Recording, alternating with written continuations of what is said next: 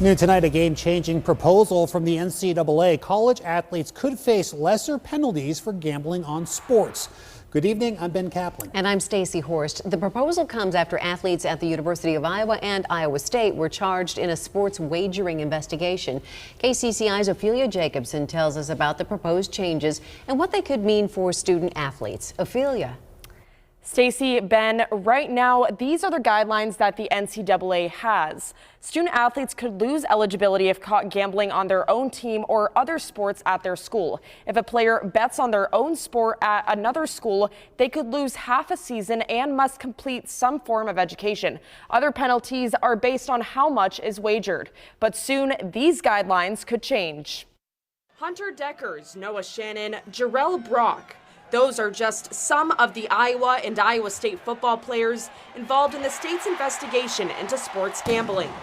Matt Bowles represents Brock. Brock was accused of placing bets on Iowa State basketball and football games, including two he played in. It is a situation where Iowa and Iowa State athletes are suffering a penalty that is not being attempted to be enforced or being prosecuted anywhere else in the country. But soon that penalty could change. The NCAA announced Wednesday it's asked a committee to re-examine reinstatement guidelines for sports betting. Penalties for athletes who bet on their own teams would not change. They would change for athletes who bet on other sports at their own schools.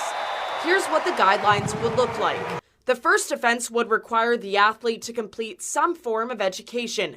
The second offense could potentially involve, quote, withholding penalties based on how much money was involved.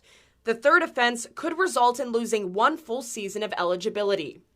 In a statement made to KCCI, the NCAA says it's not set in stone whether the new guidelines would be retroactive. It's also not clear yet when those changes would take effect. Bowles says Wednesday's announcement tells him the NCAA may be starting to realize their penalties are a bit extreme. And as they watch it play out in the real world, they realize those are pretty draconian penalties for 18 to 22-year-old kids betting $10 to $15 a bet that had zero impact on the competitive competition aspect of their sports.